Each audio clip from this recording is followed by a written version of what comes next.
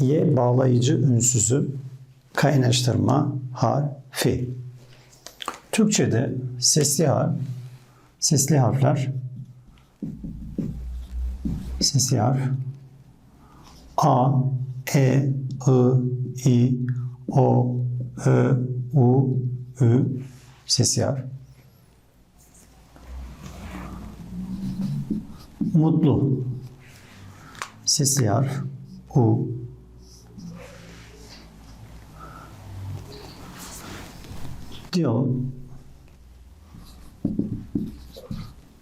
Diyalog yapalım. Sen nasılsın? Sen nasılsın? Diyalog. Ben mutlu. Ben mutlu. Mutlu sesli harf.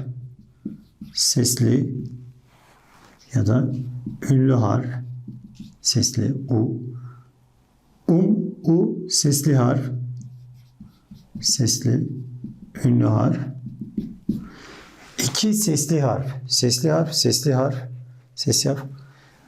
Araya Y kaynaştırma ünsüzü giriyor. Y kaynaştırma sesli, sesli Y.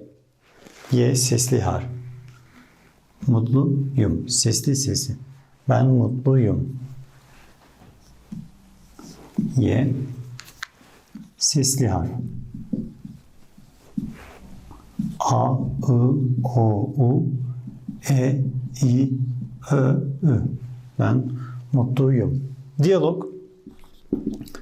Siz nerelisiniz? Siz nerelisiniz? Diyalog. Biz Hindistan. Hindistanlı. I sesli harf.